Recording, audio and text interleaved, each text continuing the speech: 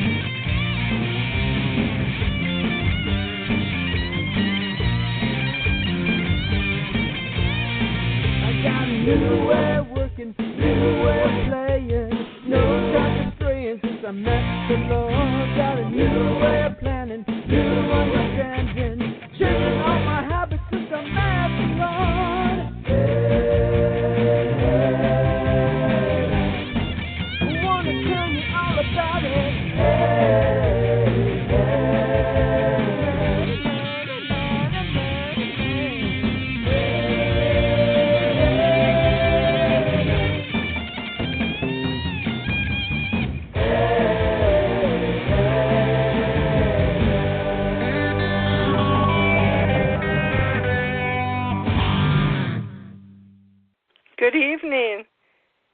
This is Jane Hoffman. Tonight's show is about the reckoning of Donald Trump in a more subtle way, of course. By the way, I haven't heard from Albert since June 3rd, so I hope he's alive and kicking. However, he is occasionally posting YouTube videos.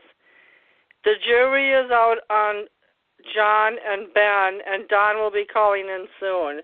To tell you the truth, if you're a Trump supporter, you'll have a hard time with this show tonight. And I mean that. I've been a little bit too forgiving. Now, we have had a caller from St. Louis call occasionally, which is fine.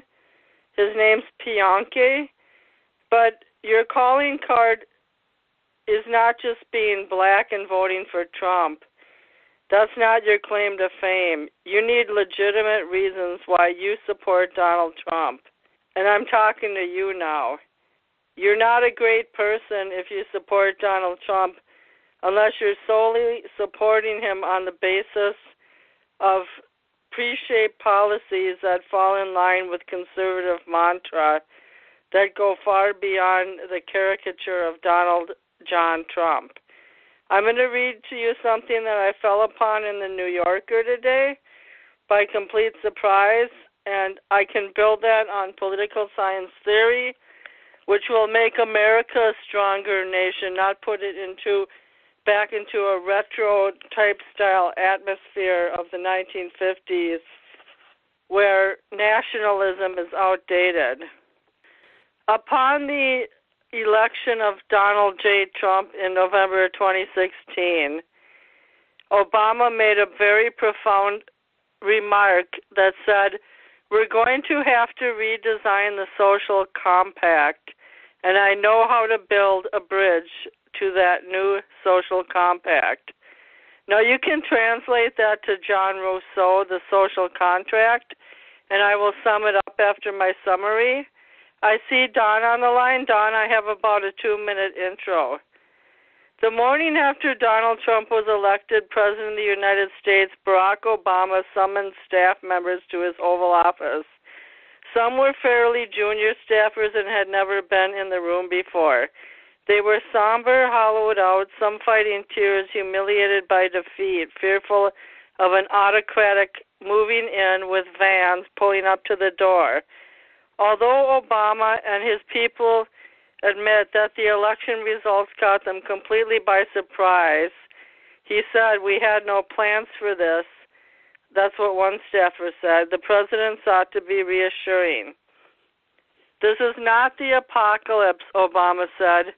"History does not move in straight lines. Sometimes it goes sideways. Sometimes it goes..." A few days later, when I asked the president about this consolation, he said this: "I do not believe in the apocalyptic until it comes. I think nothing is the end of the world until the end of the world comes." And I'll tap on that statement too. Obama's insistence on hope felt more will than audacious. It spoke to the civic duty he felt to prevent despair, not only among the young people in the West Wing, but also the countless Americans across the country. At the White House as elsewhere, dread and dejection were compounded by shock. Administration officials recalled the collective sense of confidence about the election that had persisted for months, the sense of balloons and confetti to be released. Last January, on the eve of the final State of the Union address, Obama submitted to a breezy walk-and-talk interview in the White House with the Today Show. Wry and self-possessed, he said, no matter what happened in this election, he was sure that the overwhelming majority of Americans would never submit to Donald Trump's appeal to their fears, that they would see through his simplistic solutions and scapegoating. Okay, I'm going to cut now to my what I was going to say in the beginning. The thing that struck me about this article in the New Yorker was when he said, "We're going to have to redesign the social compact, and I know how to build a bridge." Obama's policies factored into the future. The main reason that he struck a deal with Iran, which is one of George W. Bush's axis of evil countries, is because just like Trump tried to forge through with North Korea, mainly only in a self-gratifying way, Obama struck a deal with Iran because he wanted that country not to be excluded and to be isolated from future medical supplies and food desperately needed to sustain the country, and also the embargo on trade. Also provided safety and assurance for the future. That's just one example. He also, no president who has any intellectual training at Ivy League schools would ever promote the policies of Donald Trump in the sense of nationalism, America first. And what I mean by that is anytime that you're initiating foreign policy or economic policy like trade policy, America can only be first if our trade partners seek mutual gratification and respect. That's a given. By keeping us in an isolation bubble and only leveraging things to our advantage by dissing other countries like our long-standing European allies, Trump cannot create the atmosphere of future change and American security.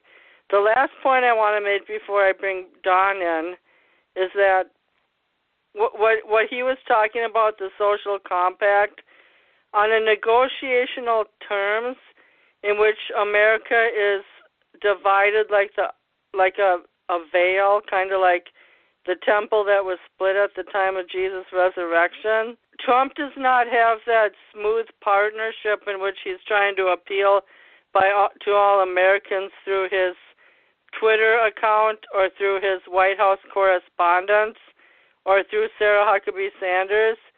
He thinks that laying down policy from the top, not in a constructive way, but in a way of him telling us how to act and respond, is a way that it's not a way to bring all Americans together. It's a way for us to either accept or reject his policies as a whole.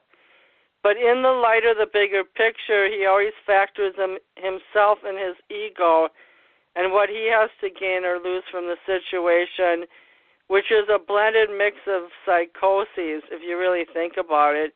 It's not for the good of America. It's for self-exaltation. And for all of you Christians listening tonight, the Bible advocates strong leadership within government, but it doesn't advocate suppressing other people in the world. And that is not the mantle that effective government leadership can provide. Yay, we have Ben in tonight. Ben, I'm so glad that you missed that introduction. Neither you or Don are on the air yet, but let me just repeat one major factor of my last 4-minute speech. When Trump was elected initially in 18 months ago, Barack Obama said, "I know how to build a bridge to a new social compact. We're going to have to redesign the social compact."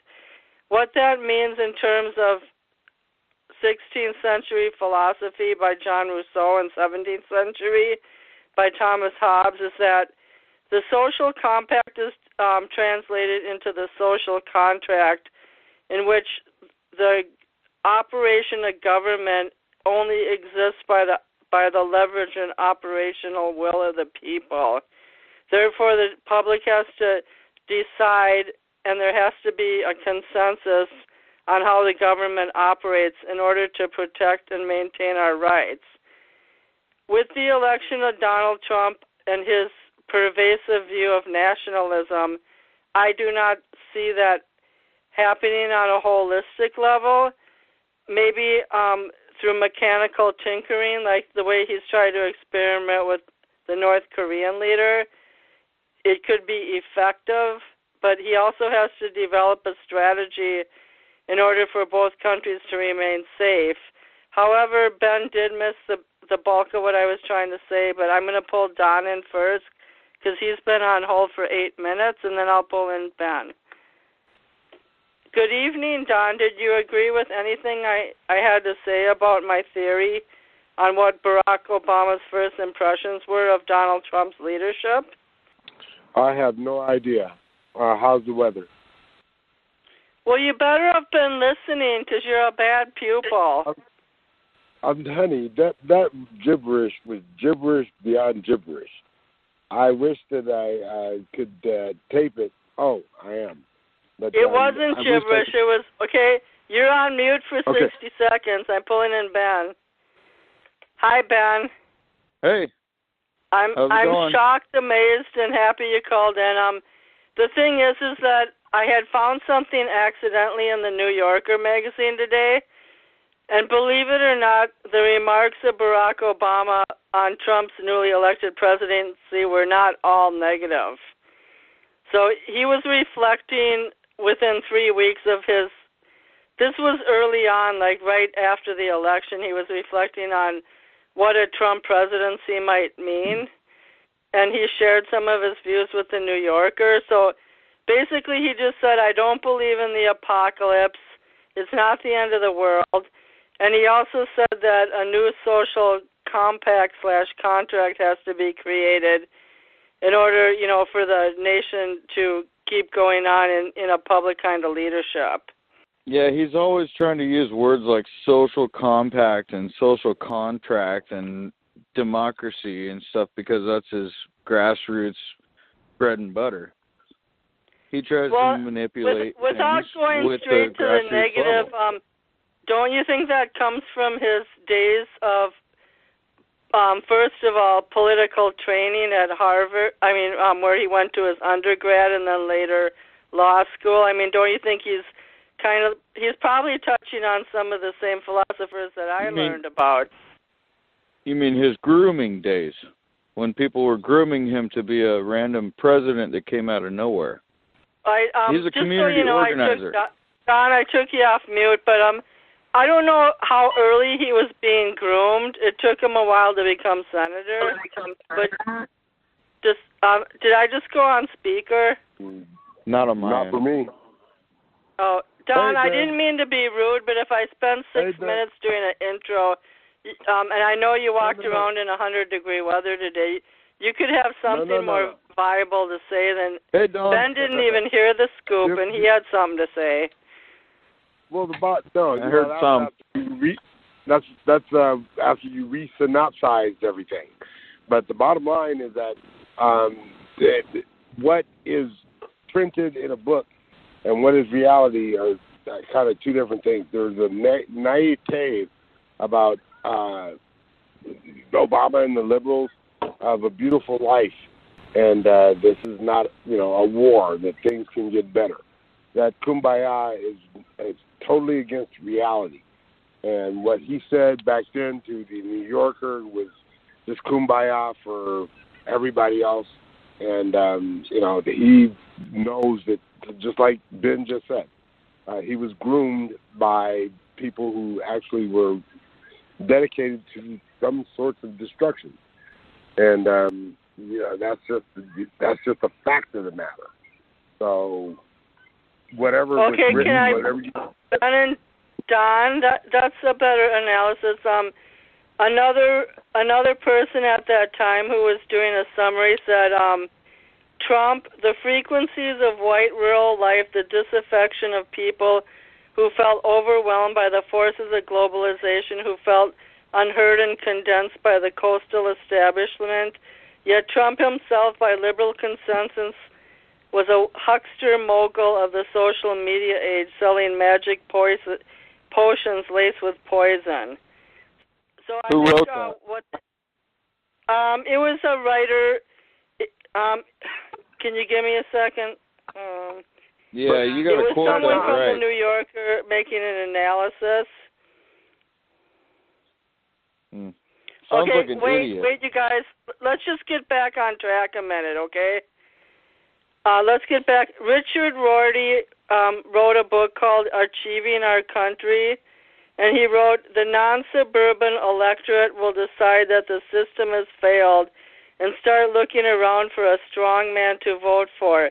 Someone willing to assure them that once he is elected, the smug bureaucrats, tricky lawyers, overpaid bond salesmen, and postmodern professors will no longer be calling the shots.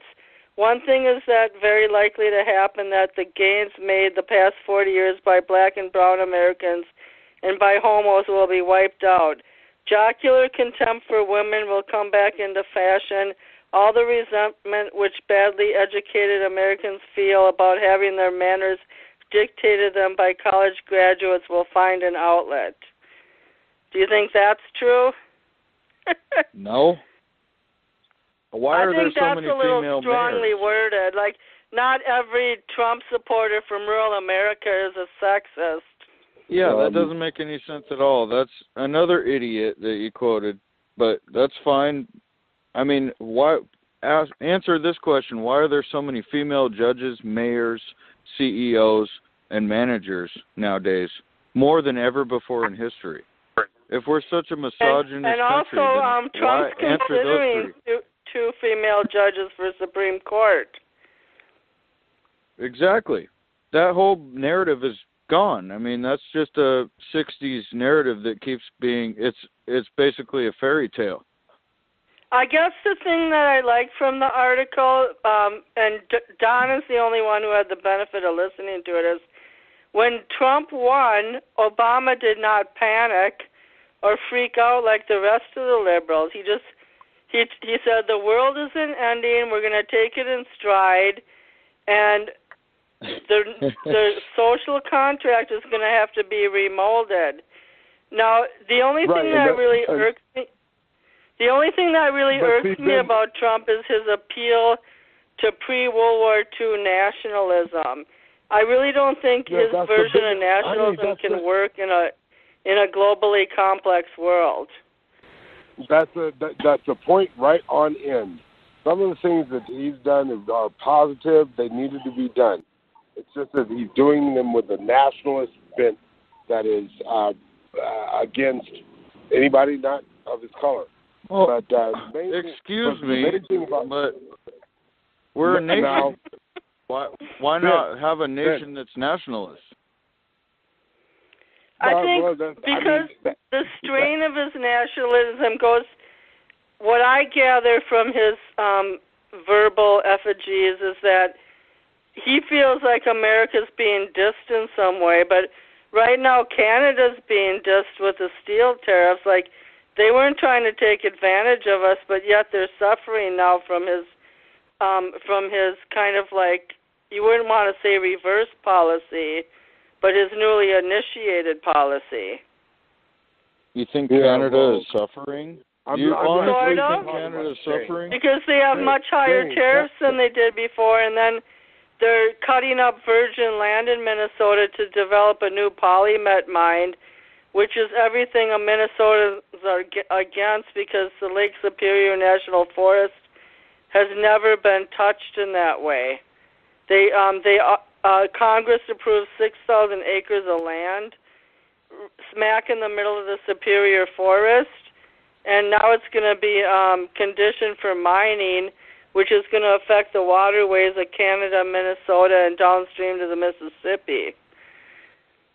What would you rather have then? Would you rather have untouched land, or would you have people that need jobs to have them?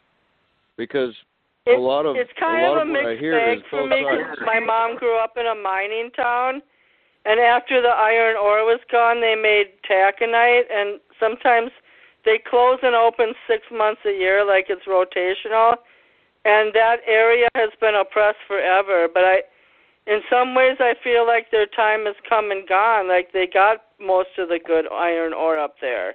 Now they're going to be doing copper nickel mining up there. Well, do you like your electronics, or are you going to quit buying them because of the mining? I guess if I didn't have electronics, I wouldn't be able to argue with you guys on the air once a week. I would quit I would give up the show and gladly if we stopped mining. Mining is destroying everything that is beautiful on top of the earth, and we can. How are you expressing that though right now? How are you expressing your First Amendment without using mining to express your First Amendment? In what way? Because right now, I think what he's saying is if you didn't have the Blog Talk radio airwaves, you wouldn't be able to express it. I'd be more than happy to be a town crier, standing in the city square, just hear ye, listen to me, because I got the news for the day. That's preferable to me as anything that we've got.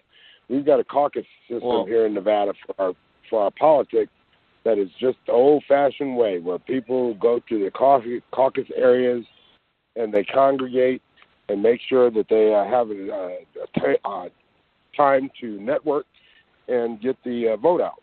So, we've got the caucus system. It works. I can't say it works fine. There are glitches in that. There's a mix of electronics and actual people that isn't completely fixed yet. But the interaction of people is what's harming us, and that's what they don't know what's going on. So that's right. So I thought that was a pretty good answer, Don. If we don't have any, Ben, I can vouch that Don does not use his electronics in a modern way the way you and I do, Ben. He's hardly ever on the phone. Yeah, but what I'm saying is it doesn't matter if you have a cell phone or not in your pocket. It doesn't matter. If you go to an event with any kind of speakers, you think about each speaker at that event, it has a copper coil in it. Now think about that across the entire nation. Now think about that across the entire world. Where do you think copper even comes from? It has to be produced. So I know from previous shows, Ben, that copper mining you were talking about in Afghanistan, that's essential for batteries and electronics. Yeah, copper and lithium and nickel. In cars, right? Mining, it's actually mined. It's not produced. And if you're looking at production as a man-made thing, it's mined. So it's mined and produced. Destruction, it's mined and produced. Production is a subset of mining, but this is something that is destroying the world. We're reducing our climate. We're degrading our land, our water, all for the pleasure of having three-eyed, four-armed kids. This is all poisonous, and it is not good for the earth or the people and the abundance and the manners in which we are producing it. From a realistic standpoint, Ben and Don, I can see Ben's point too, that instead of the Canadians producing things that we need to import, why can't we produce it ourselves? However, I agree with Don in the sense that places like northern Minnesota, or let's just say somewhere in Idaho, where they've never mined things before, that's a risk too. Right. There's also a happy medium. There's a happy medium between the state controlling things and making it safe for the people, and the government controlling things and pointing guns at people. So there's a happy medium between what it is now and what it could be. And of course, the people that live there should be the ones respecting the land and doing it properly, because they're going to have to live. Well, with I know Minnesota and Wisconsin are very careful the way they harvest and produce things, but I did have something funny to tell you guys. I'm sure Don's heard of this person, but maybe not Ben. There's a Native American woman called Winona LaDuke. She's run as a running mate for vice president with some radical person for years. She's probably been on the national ballot 4 times. Well, she bought 2 large parcels of land in central Minnesota because Enbridge in Wisconsin is building another pipeline, but this time they're cutting through a small portion of Minnesota. But she already bought the land that they're cutting through, and she's going to block it somehow. Just as you know, that other pipeline that went through the Dakotas was a big battle. So now there's another battle in the works for another pipeline. And I know it's going somewhere. It's ending in Superior, Wisconsin. I'm assuming it's starting in Texas somewhere. So that's another battle. Just within our state, God knows what other states are having battles. Well, Obama started the Keystone, right? And he didn't get blamed for it one bit. Trump ended the Keystone, and the news was not focused on that either. Yeah, So I thought the whole protest Keystone thing was scrapped ages ago. Right, but the news didn't make you focus on it. You see what I'm saying? Like, if the news would have focused on it, you would have. Right. They control what you think. Well, that's true in a sense because Wade Hawkins was on the show last night, my new co-host, and he met with somebody from ICE. One of his relatives works for ICE. He said, now I don't know if this is true or not, and I wasn't there. I'm not a primary source. But the hype in the news about there are children being separated from their parents at the border, but it's he said that it's not as hyped up as the news makes it. However, I do know in Texas alone that the National Guard opened up 3 more military-style dormitories for families. And then on NPR this weekend, I did hear that about this one lawyer who was looking for this kid, and she was calling this 1-800 number that the DHS had set up, and they would tell her where the kid is located, but they couldn't give any contact information, and they could only pass messages. Well, later on in the segment, she did find the kid and talk to her, that kid, but for some reason the DHS made it so complicated. It was kind of a little scary. Well, okay, let's get deeper into the problem at the border then. Let's figure out why people from Guatemala and other places like that are traveling all the way through Mexico. They can't find one place in Mexico that's better than their own situation. So they come all the way to our border to go to a jail cell because that's better than the entire country of Mexico that they had to walk through? Well, Pianki was on our show problem? last week, the black Trump supporter, and we did discuss this. He asked, why couldn't they go to Panama where there's a military base by America? The problem Why couldn't they go to Belize? Why couldn't they go anywhere in Mexico? Why did they travel all the way the length of from south to north, the entire country, and couldn't find a place to live? In their mind, they still think America has the best. This is my opinion, not the truth. America has the best medical care. Their kids will be immunized. They'll have a systematic way to survive. But only recently have refugees and asylum seekers been. They used to have an easier venue into the country than just plain old illegal immigrants. Now the situation's much more complicated. So my answer is I don't know why they're taking that risk. Oh, no, my question was why can't Mexico actually come up with a plan, a solution? They traveled the entire length of the country. Mexico does have some voluntary centers on the southern border because remember the Trump administration and others were stopping the caravans going from south to North Mexico. There was caravans were trying to be stopped in some cases, including by Mexicans. How many families did Obama split? How many children did Obama split from their parents? Wasn't this a law that dates back to the Clinton presidency? And now Trump's being blamed for it, and he made an executive order to fix it? Wasn't this Clinton's I don't think the Obama administration split families, and I'll just repeat what I just said. In Nogales, Mexico, there's a port of entry. He did, Jane. There's a port of entry for asylum seekers in which they're supposed to be able to get in our country within 72 hours. Now there's a waiting list.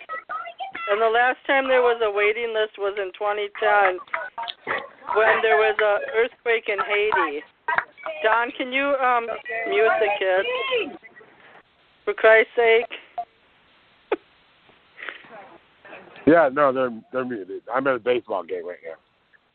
Can you separate the children into a detention center? No, that's the whole point. That's all right. Can you hear me? Do you have proof of that, Ben, that Obama separated families? Yes.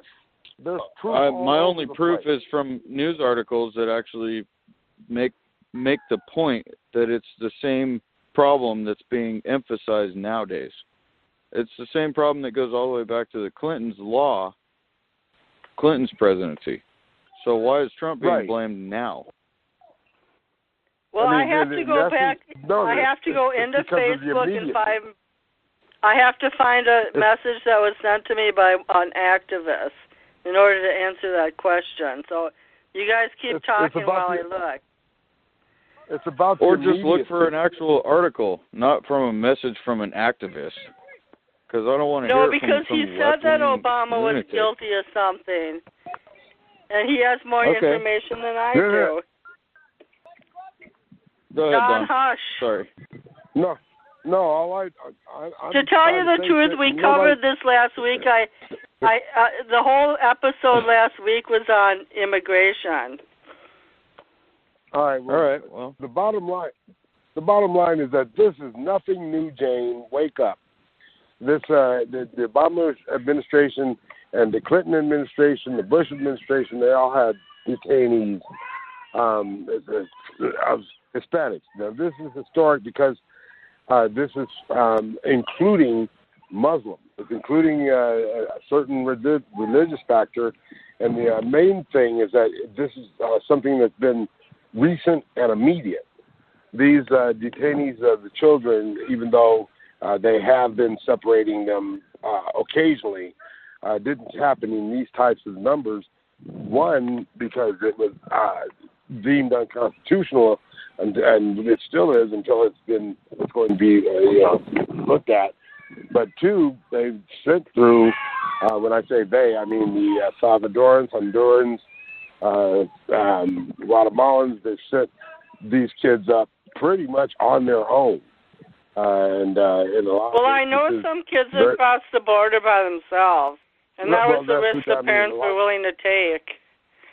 Right. Well, the thing is, though, is that the detention of them in this manner, with the numbers that is because of the immediacy, is overwhelming, and that's the problem. Well, who's giving these parents an illusion that this country is such a better place for their children than their own? To tell you the truth, the political climate here, if I were a Guatemalan and I lived in a gang-infested area in my country, exactly. If I didn't feel like I had any way out, I'd just go to Mexico. I don't know if I'd try to go all the way to the U.S. I don't know who's giving them this mindset. Have you ever read the immigration papers with Mexico? Have you ever actually read the immigration papers? They sound racist. Do you think I have? No. Well, and that's not what the show is about. They are racist because you got different cultures in Mexico, South America. They're all different cultures, different nations. They have, of course. It's Mexico first. That's what I'm trying to say. Did you know 130 political candidates in Mexico have been killed in cold blood? They were running for office and they've been killed in the last 6 months. Who the hell wants to live in Mexico? And that's exactly why they take the risk. And the risk is worth it. And even if they have to be into detention, don't think that those kids aren't grateful to a certain extent to being in cattle quarters, in America, waiting extradition or whatever they're going to do. I'll take that and run with it then, Don, because the problem is that the Democrats, and I hate to group everybody together like this, but for the most part, the Democrats are the ones trying to use immigrants to sway votes. And one of the things that they don't want anything to do with is individuals' right to defend themselves. So why would they immigrate millions of people to change the law that allows you to defend yourself if these people are coming from defenseless countries and that's the reason they're sending their kids? I do know under the Obama administration that there was an increase in deportation and a stepping up by the feds to get rid of, to get rid of people who were illegally here. Right. That's what we've been saying. The bottom line is that this is nothing new. And to Ben's point, I'm not quite sure I understand the direction of that, because this is a two-party issue. Both parties in their terms as in office have garnered this type of behavior, and built part of their platforms on the notion that the illegal, quote-unquote, illegal alien situation is bad for America. All the California Dems before 1998-ish were praising the deportation of illegal because they weren't even then Mexicans, but Hispanics. But the bottom line is that as I said, I don't mind building that wall as long as they build one in Canada too, because Canada has right now almost a balanced. There's about 76-35, where most of the 35 coming from Canada. So we need to build a wall there too, and let's just make it all fair. I have Don in for a minute, and also try to get away from the main base. Ben, the reason why this problem has escalated is because Trump and his the Attorney General Sessions escalated a zero-tolerance immigration policy that said that anyone crossing the border, whether asylum seekers or not, they're not going to get better treatment just because they're asylum seekers. That was the main reason this whole thing blew up in the face of the public. How could you possibly provide that, Jane? Like, honestly, if you look at what the statement reads, I'm saying that's what they escalated the policy, and I found a valid news source, whether you think it's valid or not, NBC. This is inaccurate. There was no widespread Obama-era policy of separating women, parents from children. Then why did Trump have to make an executive order to change it?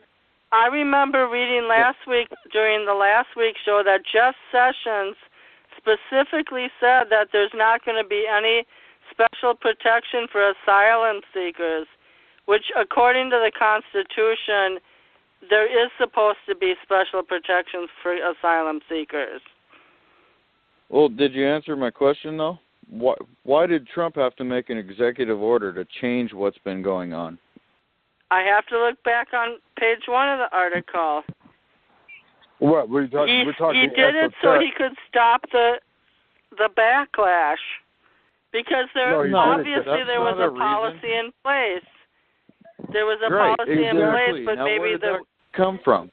Well, I don't know. I'm not an expert on this particular subject. Well, the thing is that the policy is still being crafted. There is no policy. That's the whole problem. You know, that the executive order has come from Trump himself, more or less. It did go through, I believe, I don't even know if it went through the legislature. Has the Senate and the House passed any kind of either immigration or deportation bill yet? I don't think so. I think that's why Mitch McConnell held them past their vacation days and are trying to hash out whatever they can hash out, primarily for the immigration subject. So this has not been played out. We're talking about something that hasn't been resolved, and that's the whole problem with this situation, is because right now there is no right and there is no wrong. First of all, Don's right in a sense, Don, because first of all, Don, can you get out of I'm going to have to mute you. I'm serious. If you don't get out of the noise area. Okay. I'm muted. Here's the deal, you guys. First of all, Ben, Don and I are not pointing the finger directly at Trump. You're just assuming that we are. We're trying to get to the bottom of it like you. But Jeff Johnson, who served as the Homeland Security Secretary under Obama, said that Obama did not separate children and parents despite the enormous surges of unaccompanied minors and families that came across the border in 2014 fleeing Central America. The Trump administration separated 1,995 children from 1,940 adults from April 19th to May 31st. Okay. A spokesman for the DHS. I got a question then. With that, let's ask it. How many crises did the news focus on with Obama at our border? 0. So the news gets to tell us what our crises are because of what they want to focus on? Well, there was an escalation of divided children. I'm not denying the fact that the news is agenda setters. Nobody ever said that. I never said that myself. Well, all I know is that Ben is right again. The news determines what people know or what people think. And when something is, like right now, this immigration thing is overly reported on the liberal talk shows and things like that. But the Benghazi old-ass shit is still being talked about on the more conservative shows. But we've got propaganda going. Let me just say this, okay? Everything. There is valid proof that there was an escalation of children being separated from families in the dates I just mentioned, from April 19th to May 31st. But both of you are right. There is some of my friends on Facebook and other social media reacted so strongly to what they thought was clearly an isolated Trump policy that they're practically bloodletting until the November elections. Like there were 8,700 demonstrations in America this week alone, and at least 1,000 of those demonstrations were in Southern California, where two of my friends went. I'm not necessarily following those demonstrations, but I just happen to see it on posts that people were making because they happen to be my friends who live in that part of the country. So there is a huge backlash. And you guys are going to have to realize that no matter who's exposing this media, that it is going to be a major election issue in the next coming months. We know. Let me guess. All the protests were saying, show me what democracy looks like. Yeah, of course. This is what democracy looks like. So, exactly. The thing is that both polarized parties are pretty much toast. They're splitting up. They're going to have to be other genuses of parties and places that people can express their views and their lives under a governmental sphere. And we're here in Nevada, and we're developing that purple party that eventually it is coming because the millennials are taking over a lot of the reins, and we're giving it to them. We're giving it to them so that they can start learning how to govern, how to live, how to do things that are going to be positive for the country. Why would you give it to people that don't produce revenue? People are revenue. People are, No, they're not. Dollars are. Oh, sure they are. If somebody can produce, then they become revenue. Revenue is a whole lot. Hey, Ben and Don. Barter system lets people and materials and the insects, everything becomes some kind of finance. I have a tantalizing statement from Ronald Regan. Ronald Reagan said there are no such things as illegal immigrants. The only thing that illegal immigrants are willing workers.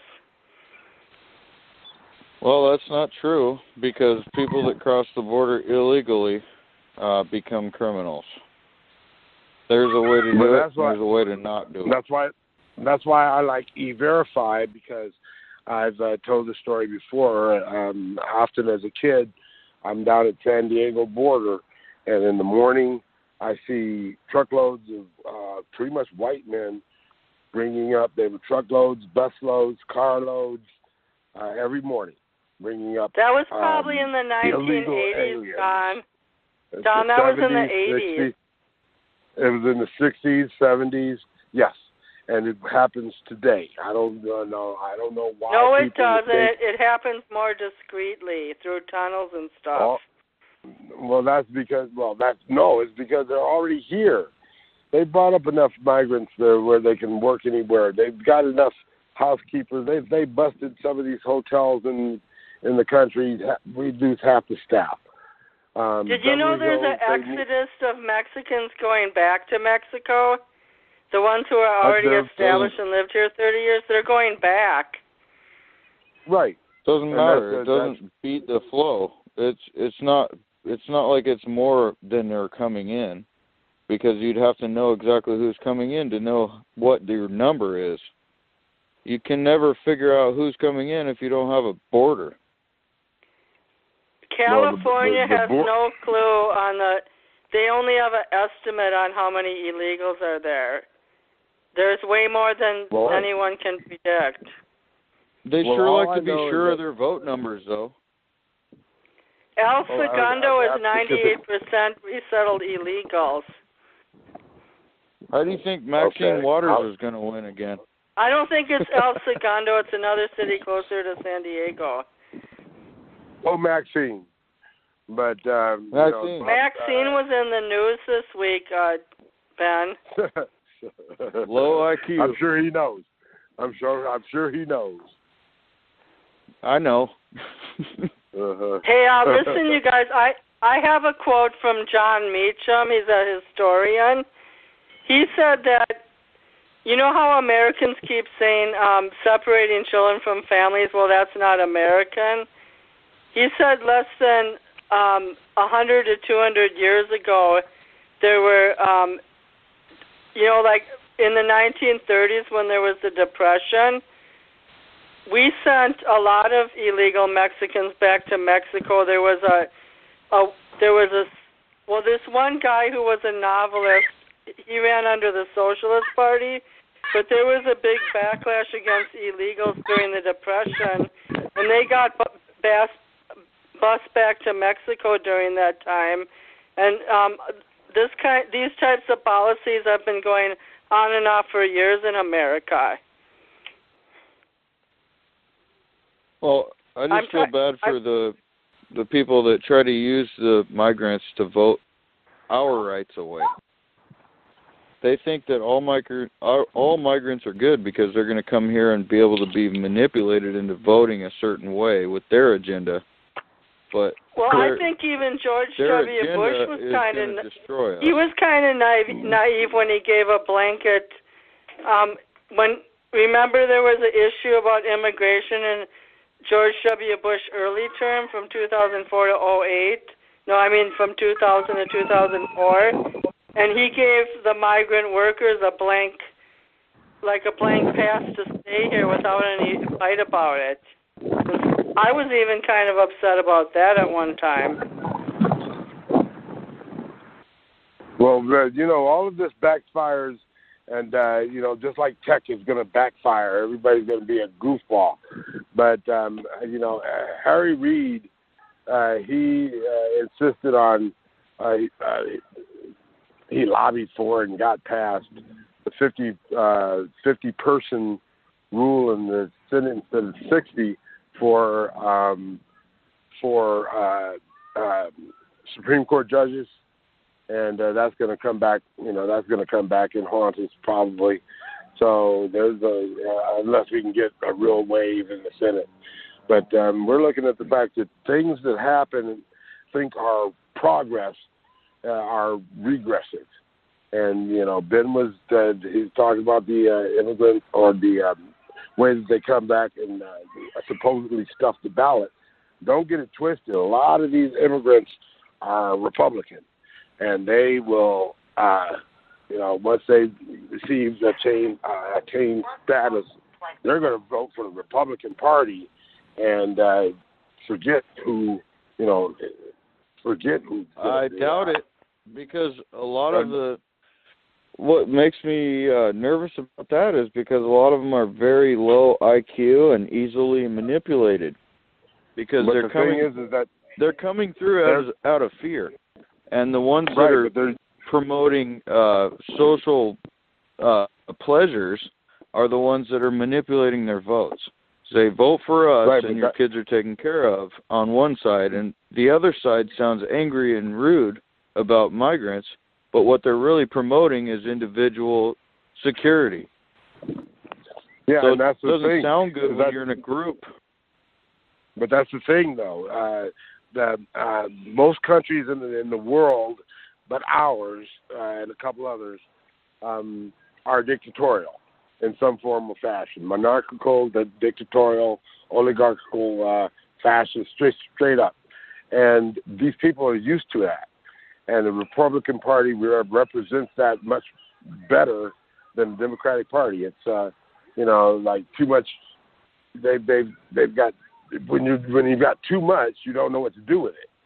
You've got too much, and you don't know what to do with it. And that's the epitome of the Democratic Party.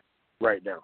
This quote right here gets to the very heart of what I was kind of trying to say at the beginning of the show, and I know Ben's gonna cringe. The View interviewed a historian named John Meacham, but I think Ben's gonna agree with what the historian said. So, can you guys allow me to play the 60-second soundbite, please? 1 second. I already cringed. Absolutely right. And why is that working in this country of, wonderful... Hold on a second. I have to get back to the beginning of the quote. Hold on. Okay, 1 second. Here we go. It seems to me that some of his worst policies, like Charlottesville, Puerto Rico, the travel ban, what's going on at the border, have one thing in common: fear of the other. Absolutely right. And why is that working in this country of, wonderful democracies and what have you? It's working because it has always worked to some extent. I don't like it when people say this isn't America, because that lets us off the hook. Right. What President Trump is the most vivid manifestation of some of our worst instincts. Yes. And what I think is the fear of the other, the paranoid style, the idea that there's a conspiracy, that immigrants are coming. I mean, in the 1920s, we had 50,000 Klansmen march down Pennsylvania Avenue without wearing masks. There were 3 to 5 million members of the Klan not 100 years ago. And when people say, somehow or another we've been hijacked in 2016, we weren't. We were pushed back.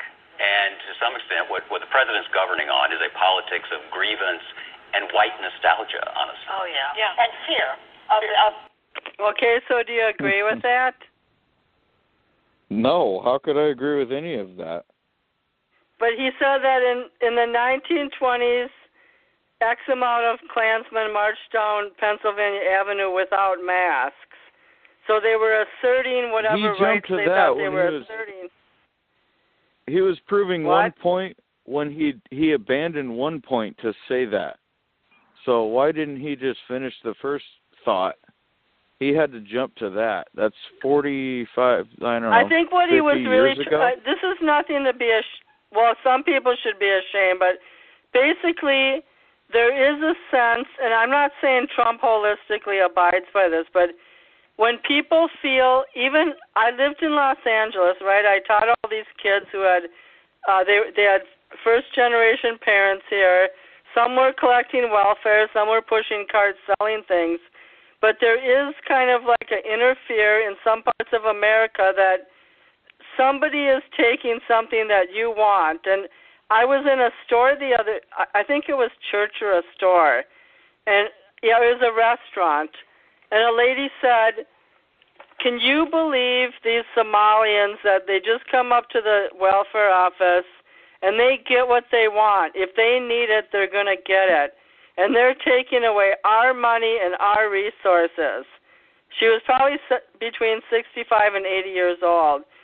So in her mind, it didn't matter if a plain old Minnesotan or Wisconsin went up there who was poor and got it, that would be okay. But the fact that it was a foreigner, they took what she wanted and she had. It was her money being drained. Well, okay. I guess I can see it from her point of view, too, because I share it sometimes. Yeah. Well, I think sometimes she feels like it's a foreigner. A foreigner's coming in and taking, there's a limited amount in the pie, and they're taking a quarter of a piece of a pie when they should only take an eighth. There is a limit. That's the point. These people that are socialists, that are devout socialists, and they think that that's the way to go, they can't be a socialist on a local level and be a globalist at the same time. It's an oxymoron. There's only a certain amount of people that actually produce enough income to be taxed enough to feed foreigners. And if you go through any city, I agree with you, and I lived in the state of 35 million people. Don and I lived in California. There's 35 million people there. The land is fucked up. It can't sustain water for all those people. And there are too many immigrants in our country, but should we allow only 5% Norwegians, 5% Italians, 5% Guatemalans? Like, how should we establish our immigration policy? You didn't let me finish. So if you look at any city in the U.S., look at the homeless population. How can we provide for our own homeless people and still be fighting to take more immigrants in? If we have Americans that can't eat, why would we take more people that can't eat in their own country? How is that going to help our country at all? Well, there is this... Go ahead, I'll let Don answer because I've been talking too much. No, there is enough to eat. That's the problem. We waste more food than damn near we consume in some form or another. So we have plenty of food to feed everyone, and with no problem, actually. It's just the way Then why do people go hungry here? Because they're not eating nutritious food. They don't have... No. Part of it is true, they Don. don't manage people their lives, Don. Homeless people would rather smoke crack than eat. But that's a problem. That's a stereotype, Jane. I said not all, but people look at America as the epicenter of hope.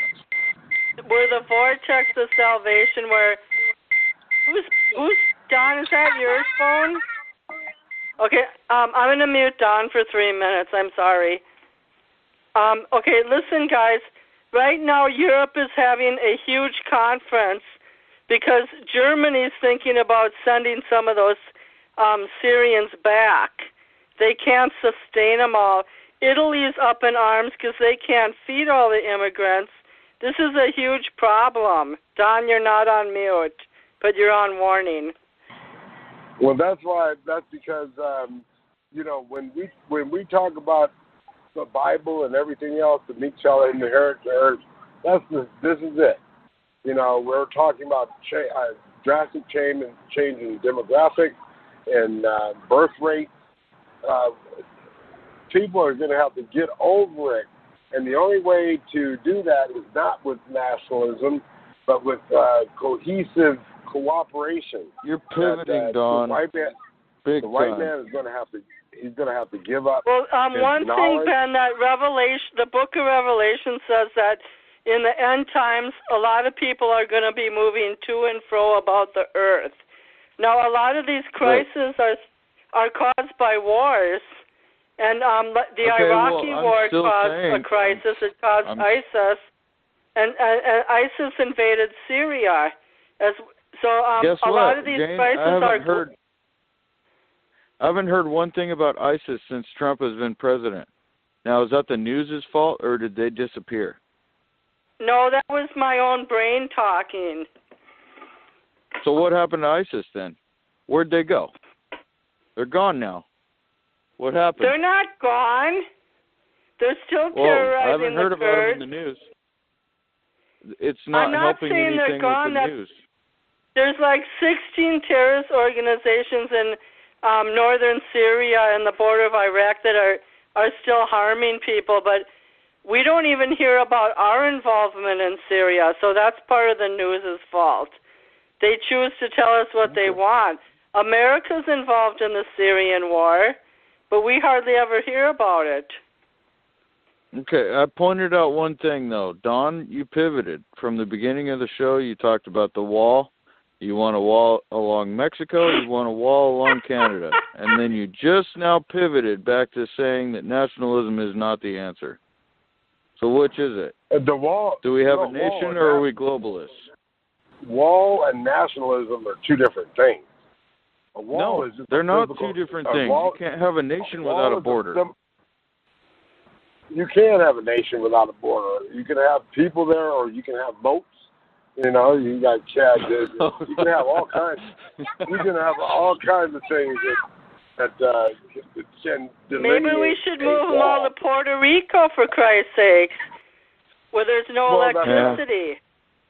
Not the worst idea in the world, because they would work and learn how to put electricity on. Donald Trump will come down. He'll buy up Donald Trump Puerto Rico, and it'll be just a beautiful place. Until the next hurricane comes. But for the most part, we need to just. I didn't pivot from nationalism because a border is just a border. Nationalism is... Don's not really that big of a phony because he wanted to build a wall in Canada. He's been saying that for a year on our show. Well, what's the difference between us and Canada if we don't have a border? Don? First of all, we would never build a wall between America and Canada because the land is too beautiful up there. A wall would look pretty ugly. And what would it look like? Mexico has you can build a barbed wire fence. How's that? No.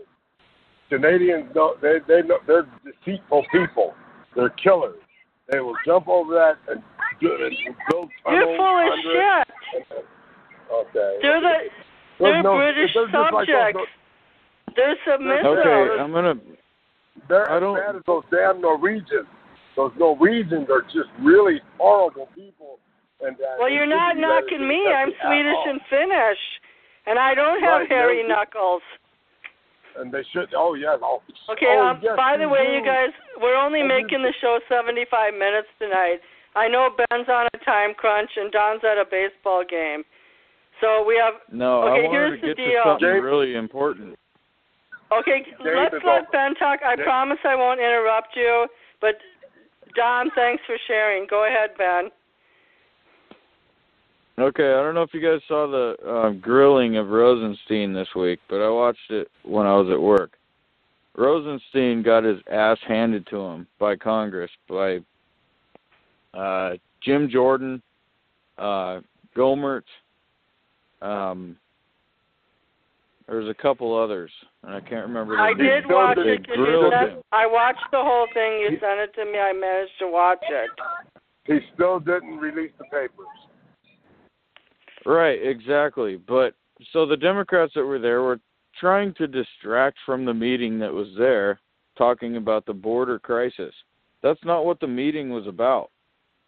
The meeting was about the abuse of the FISA court, and why would the Democrats be trying to still protect Obama from his abuses of the FISA court during an election? What does that have to do with their agenda to protect Obama still after all this time? Well, if I remember correctly, some of the Paul Manafort arrest and that other major guy who was arrested in the beginning, didn't they not correctly file papers in FISA over they were supposed to renew the papers every 3 months? Well, Strzok was a crook. He failed a polygraph test. He was completely one-sided, biased against Trump, and he was supposed to be heading up some investigation. So they found a lot of evidence. Can you give us an overview of what Paul Strzok's role was? Was he an investigator with the FBI?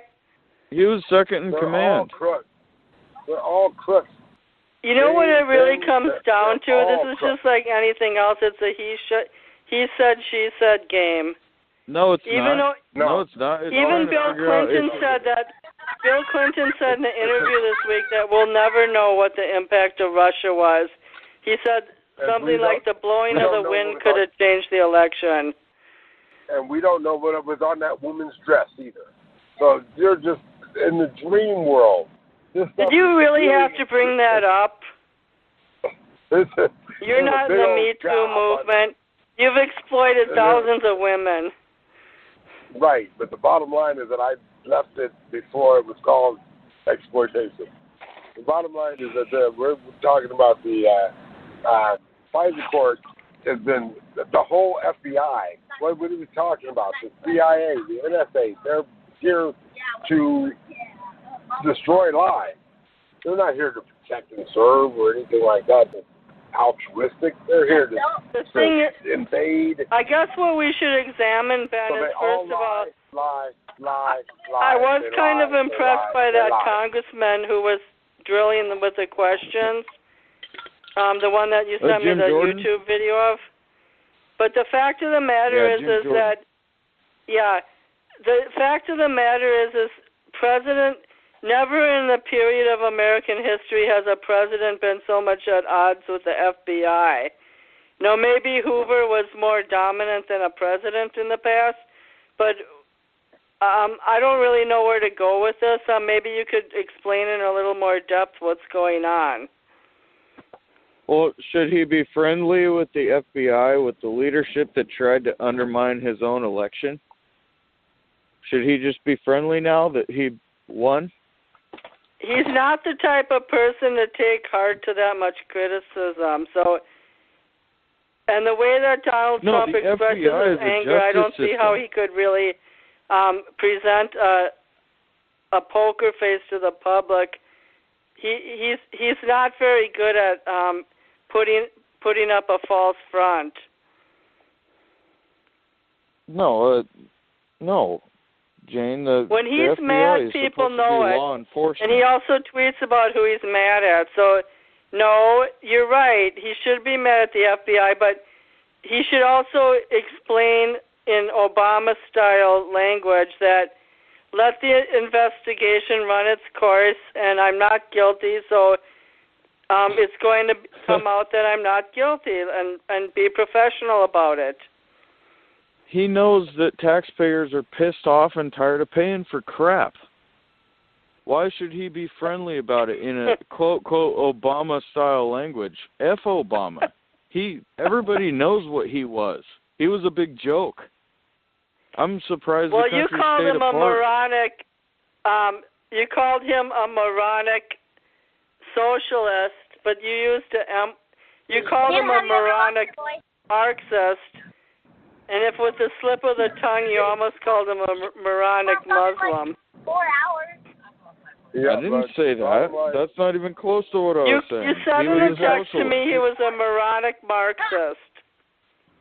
Exactly. Well, the thing is I'm just making a joke that if you would have not been carefully thinking, you might have typed moronic Muslim. But hopefully you're not a religious. That's not even close. I wouldn't. Okay, I didn't mean to insult you. I'm sorry. He did have Muslim sensitivities. Get over it, Jane. But the main thing is that he don't bully me on my own show. I'll bully you any damn time I want. But he saved the country, even though I hated the way he did it. But he actually saved the country when he took over and made sure that we didn't go insolvent. Printing money is not your optimum choice. He didn't save the country. He saved the career crooks. That's all he saved. That was a part of the country. The career crooks had gone so deep into the deep state, into the dark money, that they were ruling the country. They were running America. And, when you talk about speculation and hedging and all that other stuff that goes on in the banking system that's risky, you're talking about the core of the country. The biggest ripoff in the history of the nation was the housing crisis. And that displaced money from one segment of society to the other, and that was the beginning of the real 1%ers, the 15% that own 1% of the money. That's exactly what happened. But he saved it in a way where at least we're still here, and we don't have a credit rating of C-. That's pathetic. I don't think Obama saved anything. Okay, Ben, Obama, you know how you... That's all right. That's okay. John, I'm going to have to mute you a minute. It's too loud. Ben, I have a question for you, okay? Okay. You say that you don't want to... When you come on the show, you're an intellect in a sense because you have proof of what you're trying to say, but on the other hand, you can't say anything nice about Barack Obama. Why is that? I will never say anything nice about him because I've already learned too much about him that was not nice. I don't care what he did that seemed nice. I've said occasional positive statements about Donald Trump. I gave him credit for meeting with Kim Jong Un. I thought that was a breakthrough. There was a speech he gave a few weeks ago to the press in front of the White House where he made some comments that I thought were valid. So I just think that, I'm going to take Don off mute in 1 minute, and then we're going to draw our conclusions. But my main comment is this. Both Donald Trump, who bickered at Barack Obama for not saving Chicago, and Barack Obama himself, at the heart of it, neither Obama or Trump has rectified the murder situation in Chicago and the continuing ongoing organic problem of police corruption and other problems that are circling around Chicago exclusively. So in that sense, we can look at the border, we can look at foreign policy, see their differences, but both have failed in that area, and Trump promised to do something about the rampant poverty and murder in Chicago. Right, but Jane, you have to ask yourself a question before you try to blame Trump for it. Ask yourself a question. Has Chicago ever been federalized? It's still under the jurisdiction of an idiot mayor. So it's not really Trump's Chicago, problem. He can't go like above in the mayor's 60s head. and 70s, it was run by Mayor Daley, but there was something came out in the news 4 years ago about this police building that was what they would do is they would come and arrest people who were maybe just like, some people had checkered records, other people are trying to live a clean life off probation. Right now, though. They would come and arrest them, put them in this holding tank for a few days. They wouldn't follow due process, like they would hold them in like this police-style holding tank. That no due process was followed, and then when they were busted and caught, they were released. So Chicago is definitely a city that's out of control. And even if federal marshals went in there, the organic nature of the city... What's your My question was simple. Who runs that city? Rahm Emanuel, right? Has Chicago ever been federalized? Has Rahm Emanuel ever given up his authority and decided to federalize his city? No. So it's not Trump's problem. It's Rahm Emanuel's problem. But Trump's not going to come in and dictate for a city that has a mayor. But Trump made a campaign promise that he would fix it. And he belittled Trump. He belittled Obama for not trying to help. Don, you're off mute. Don? Yeah, no, I'm trying to see you get out of this. Don, you're the one who grew up 50 miles from Chicago, so do you have any comments? Oh, I have a ton of comments, but you guys ain't listening, so it's okay. Bottom line... I can't wait, Don. Let's hear it. No. Chicago is one of the worst places you want to be. I had a daughter at DePaul Law School, and I grew up in Milwaukee. I already know, just because I'm from Milwaukee, it's a scummy place in general. But we've got it, Rahm Emanuel is a horrible place, a horrible person. And I wouldn't want any Why is that? Because he brought up in a situation, a lifestyle that was hard, and so he doesn't take anything for granted, and he takes his power, absolute power, absolutely. So Chicago has been a demilitarized zone for a long time, where there are pockets and of gangs, heavy drug dealing. That's you're not backing me up very good, Don. You're not backing me up. No. I was asking a question about is Rahm Emanuel doing a good job his way, or should Chicago be federalized? Because that's the only way anybody can blame it on Trump is if it's federalized and then it fails. Yeah, but it's not being federalized. Rahm Emanuel is still a disciple of Obama. So are you saying that they don't abide by federal policies? Because every state in the country gets federal subsidies. Well, no, I'm talking about federal law enforcement. Taking the mayor out of the picture and putting in some kind of alternative government. So okay. that's, you know, that's, or at least law something enforcement.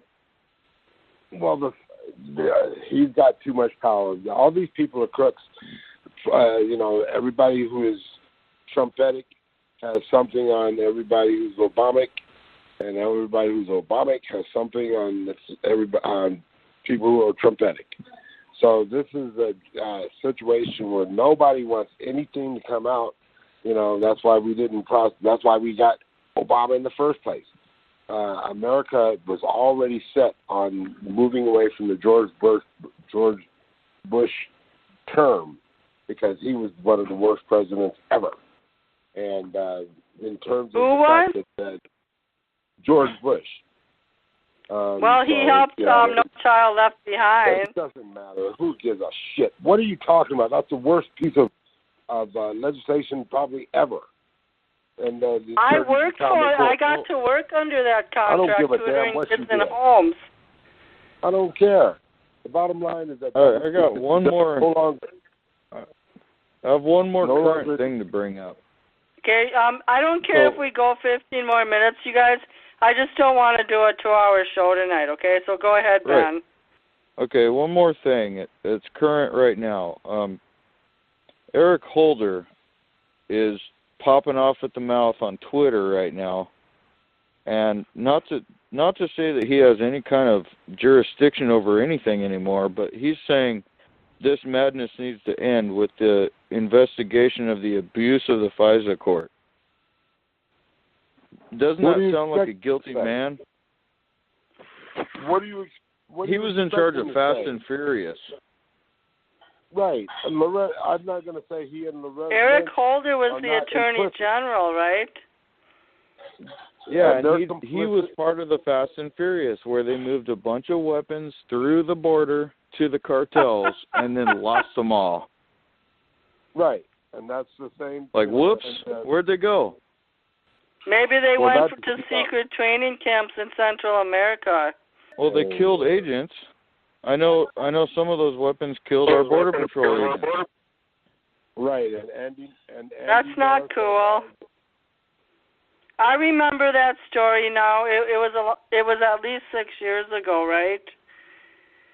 Yeah, so he wants to bring himself out of the darkness right now to say stop the investigation. Doesn't that sound like a guilty person? Well, maybe he's trying to be like Donald Trump and voice his concerns on Twitter. You guys got to stop getting stuck on guilt and innocence. All of them get guilty at some point. Don, don't just generalize all the time. You have to be more specific. No. And one more thing. Jeff Sessions actually did something huge, and there was the biggest bust of opioid traffickers in the history of our country. There's over 660 of them that went down. Opioid trafficking. I don't know. Google it. I'm in favor for that. Well, so the people that say that Jeff Sessions isn't doing anything, which is mostly the Republicans, mostly Trump supporters that hate Jeff Sessions because he's not doing anything. The biggest opioid bust just went down. So a lot of people should be paying attention to what's actually happening right now. The only thing I don't like about Jeff Sessions is he looks like he came out of 2 generations ago with his mindset. And also people didn't like how he misquoted the Bible a few weeks ago. Like, his interpretation was pretty wrong. You can't judge a entire branch of something by the face guy, by the guy that's supposed to be talking and speaking for the place. You can't just say that guy looks like an idiot, so the whole place must be retarded. I didn't say that. I'm saying that I'm a Christian and I know the Bible, and the Bible says submit to government authority, so he is pretty much saying that anyone crossing the border illegally was not submitting to the government. Well, if they submitted to their own government, they'd probably all be dead, because all the governments in Central America are corrupt. Yeah, I'm not going to agree or disagree with you on that non-quote from the Bible. Yeah, I don't have it in front of me anyway, so you're off the hook. I'm going to do I will comment on what you said. I'm not saying Jeff Sessions is a horrible guy. It's just that, and I am being opinionated, he does seem like a throwback in a sense. Like, he seems like a cultured Southern gentleman, but out of touch with mainstream America. That probably does sound pretty bland. I do want to mention to you guys, this is my conclusion, and then I'll let you guys do yours. Rahm Emanuel is doing 2 or 3 good things for Chicago. He lengthened the school day and added more than 200 hours to the school year, taking Chicago from having the least educational time of any large school district to being on par with its peers. And he's also working on improving expansion of prevention programs for at-risk youth, smarter policing strategies, and empowering parents, and trying to unite parents and communities to reduce violence in their neighborhood. The fact of the matter is that the organic culture of Chicago, nobody can really, it's kind of like a Mexican cartel. Like back in the 70s, there was an author named, well, he's actually current, but Luis Rodriguez wrote a book about the LA gangs back in the day called Always Running. He's a famous Mexican author. He actually, I think he was possibly born in America, but his parents are Mexican. Basically, like back before the Rodney King riots, there was a time in LA where the gangs were stronger than the police. So Chicago doesn't really have, not one political administrator can change the whole culture of Chicago. There's a mentality there, and the poor rule their lives a certain way, and they illegally try to empower themselves, and that's just the way it is. But I do want to thank Ben for bringing up current events that we probably wouldn't have discussed had it not been for him, and I want to thank Don for being honest and not always just answering within the democratic framework, but calling out people that he doesn't think are honest. So with that, I'll let you two do your conclusions. You want to go? Go ahead, Don. All right. No, you go ahead. Yeah, no, there are a lot of things that need to be taken care of, and I'm out here trying to take care of them. Some of the things that I'm talking about are as libertarian as they can be, and we need to just develop a conversation that would be relatively free of calling people names. This is something that is not per se healthy, and it can be somewhat immoral because you're not giving anyone the fact that they've got their experience, their life, their lifestyle from which they get a position and live by it. So there's going to be a need for us to constantly think about the other person when we're talking, when we're making laws, when we're in relationships, all those things. And I'm a lobbyist, so I have to be kind of in the middle of a lot of things, go down the middle path. I work on with both parties and some of the things that I do, and legislation that I look at and either amend or supply. So there's got to be a way that the right in our country and those who believe in some of the things in money can converse and come to an agreement, some middle ground, or at least some grounds that people could agree to just get to those points and worry about all this other conjecture later. This what if we have a wall? What if we have fewer doctors providing opioids? What if we weren't going to develop lands that are going to be dangerous or commit to more climate change. You know, the fact is that I believe 28% of all carbon is absorbed by trees. If we continue to destroy the forest for, you know, hamburgers, that's not gonna make the world a better place. So people really have to think about money versus humanity, and I already know personally. Hey, Don, that was an excellent. Can I just throw in one thing before Ben talks? Washington State in a certain city just ruled out plastic straws. You can only drink coffee now with sippy cups in certain areas of Seattle because of the plastic in the ocean is growing so big. Right. That's not why. They're doing that in California. Yes, it is. China has like this giant thing of plastic floating around. It's not why. It's because the straws are being used for drugs, and they wanted to eliminate the straw production. Are you serious? No. Yeah. God. Yeah, it is. Jane. That started in California. On National Public Radio, they said that people have to drink coffee out of sippy cups in Seattle now because they won't make straws. It's the weight. No, it's not. Seattle didn't come up with that. That started way down in California. Don, stop ridiculing me. Go ahead, Ben. Who? I'm not ridiculing you. I thought you were teasing me again. I'm ridiculing Ben. That's the most ridiculous shit I ever heard in the world because they want to stop. The only thing you do is Okay, Don, if you want to ridicule me for that, then look at old news articles about straws and drugs in California.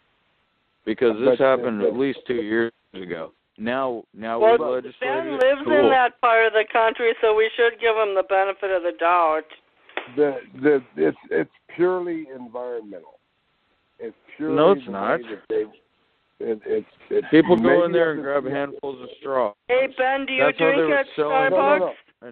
And that's how they were selling drugs. They would put it in the straws and cut it and melt it, and they would sell little pieces of the straw, melted at both ends, and they decided to quit offering straws to people. You heard it first on Jane's Blog Talk Radio. There could have been two different reasons. I mean, the Seattle reason for that may have been a mitigating reason for them to stop using straws. But California, from what I've heard, it was purely ecological. Well, in Santa Clarita, the city of Santa Clarita, in 2012 outlawed plastic bags in grocery stores, Walmart, you had to bring a cloth bag to the store. Only in the city of Santa Clarita. The last month I lived in L.A. If you extrapolate what Bill was saying, then those bags should be outlawed because people were bringing in, 17 or 18 kilos of drugs. So I guess that's why they. They were carrying bath salts and sniffing it in the Walmart bathroom. The bags are pretty much completely useless. We were just joking, Ben, about that part, obviously. No. The bags fly around in the street. They're ugly. Thanks for joining the show, Ben. What were your final comments and thoughts? My final comments is that I'm glad the investigation is still going. As long as we have a fair and just system going, I'm glad Jim Jordan is around to grill these people. I don't know what Rosenstein's agenda is, but I'm glad somebody's there to confront him. And I don't know what's going to happen with the investigation that's ongoing. I don't know what's going to happen at the border, but I'm glad somebody's pushing to actually get results. And I will look there was into a lot that. of things that happened. I'll look into that story a little deeper this week. I work 70 hours this week, but I'll make time for it this coming week. Well, the biggest question that I saw was when Rosenstein was asked if he actually read the FISA warrant, and he could not answer that. So there was obvious abuse of the FISA court during an election. That makes the FBI an accomplice to election fraud. So, of course, when people get angry about the FBI working against our country, that's a big freaking concern.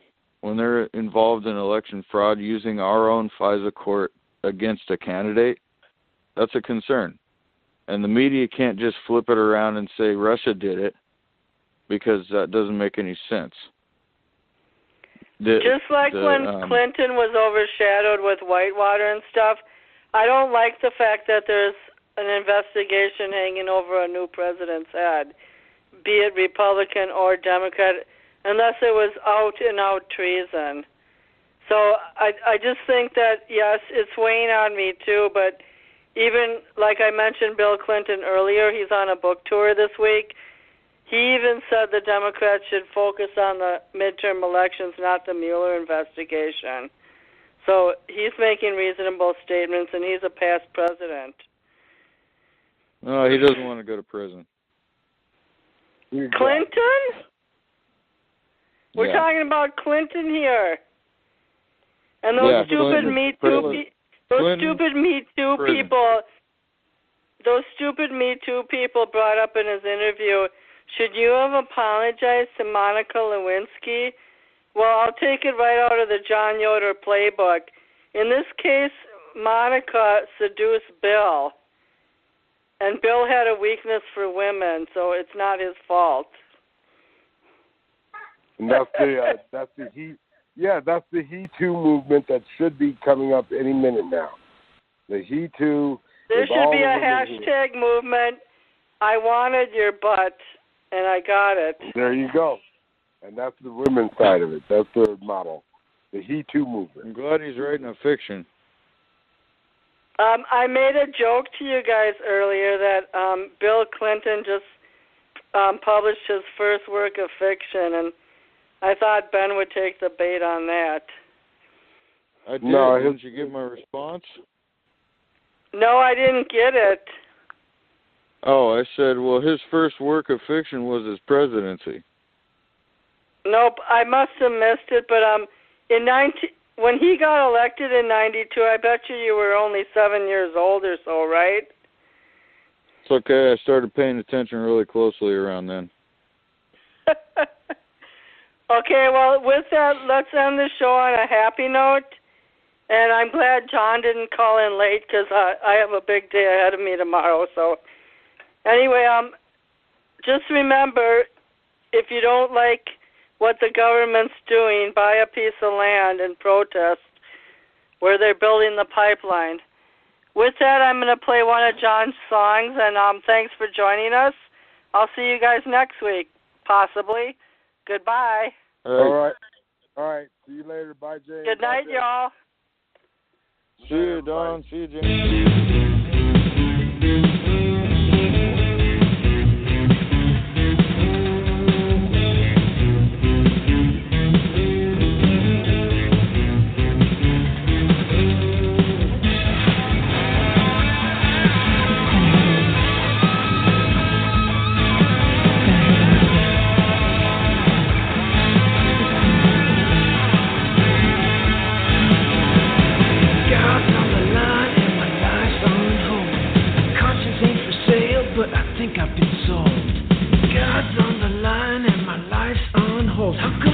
You learn in life can't help you when you're old. She's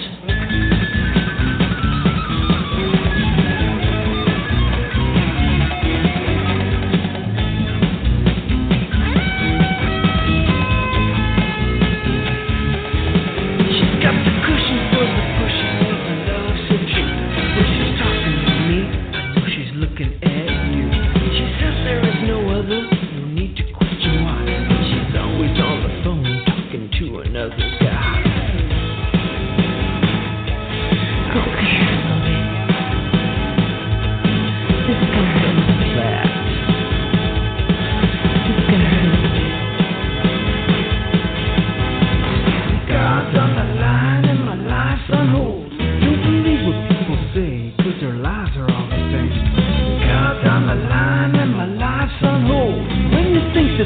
Time's up, better watch out for the train.